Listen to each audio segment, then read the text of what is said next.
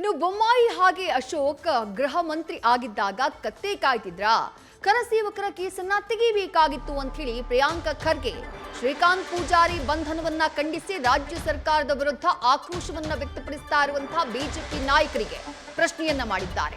ಹಿಂದೂಗಳೇ Congress target ಅಂತ ಹೇಳಿ BJP ನಾಯಕರು ಆರೋಪವನ್ನ ಮಾಡ್ತಾ ಇದ್ರು. ಸದ್ಯ ಈ ರೀತಿಯಾಗಿ ಬಿಜೆಪಿ ವಿರುದ್ಧ ಗುಡುಗಿದ್ದಾರೆ ಸಚಿವ ಪ್ರಿಯಾಂಕ ಖರ್ಗೆ. 16 ಕೇಸ್ನಲ್ಲಿ 15 ಖುಲಾಸೆ ಆಗಿದೆ, ಒಂದು ಪೆಂಡಿಂಗ್ ಇದೆ ಅಲ್ಲ. 16 ಕೇಸ್ ಇರೋವನಿಗೆ ನಾವು ಏನು ಹ್ಯಾಬಿಚುವಲ್ ಅಫೆಂಡರ್ ಅಂತಾರೆ ಲೀಗಲ್ ಟರ್ಮ್ಸ್ನಲ್ಲಿ. ಹ್ಯಾಬಿಚುವಲ್ ಅಫೆಂಡರ್ ಆಯ್ತಪ್ಪ. ಈ ಕರಸೇವಕರ ಬಗ್ಗೆ ಇಷ್ಟು ಪ್ರೀತಿ ಇದ್ದಿದ್ರೆ ಬೊಮ್ಮಾಯಿ ಹೋಮ್ ಮಿನಿಸ್ಟರ್ ಇದ್ರು, ಅಶೋಕ್ ಹೋಮ್ ಮಿನಿಸ್ಟರ್ ಇದ್ರು, ಏನು ಮಾಡ್ತಾ ಇದ್ರಿ? ಕತ್ತೆ ಕಾಯ್ತಾ ಇದ್ರ ನೀವು? ತೆಗಿಬೇಕಾಗಿತ್ತು ಕೇಸ್ಗಳು ಅವಾಗ.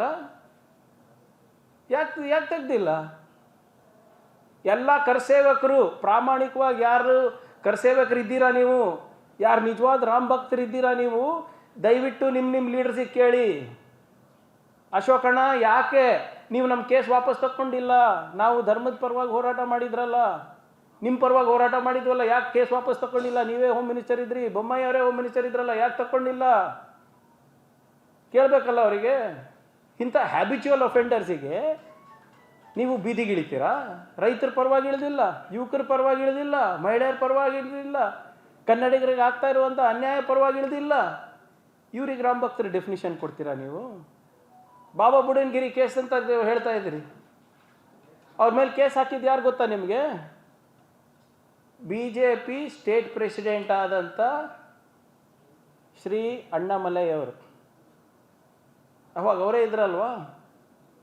ಮತ್ತೆ ನನ್ನ ಪ್ರಶ್ನೆ ಇಷ್ಟೇ, ಮೂರಿರಲಿ 6 ಇರಲಿ, ಯಾರ್ಯಾರ ಅಭಿಪ್ರಾಯವನ್ನು ವ್ಯಕ್ತಪಡಿಸಬೇಕು ಹೈಕಮಾಂಡಲ್ಲಿ ವ್ಯಕ್ತಪಡಿಸ್ಬೋದು, ಅದರಲ್ಲಿ ಯಾವುದೇ ತೊಂದರೆ ಇಲ್ಲ.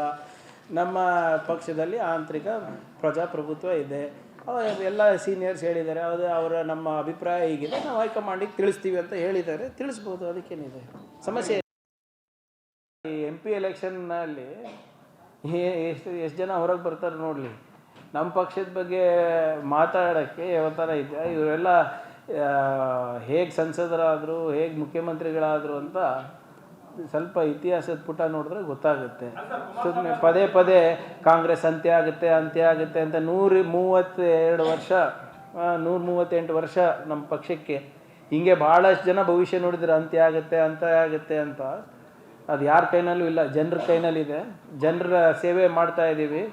ಆರ್ಥಿಕ ಸಮಾನತೆ, ಸಾಮಾಜಿಕ ಸಮಾನತೆ ಪರವಾಗಿ ನಾವು ನಿಂತಿದ್ದೀವಿ. ಜನರು ತೀರ್ಮಾನ ತಗೋತಾರೆ, JDSನವರಲ್ಲ. ನ್ಯೂಸ್ ಫಸ್ಟ್ ನಿರ್ಭೀತಿಯಿಂದ ನಿಮ್ಮ ಪರವಾಗಿ.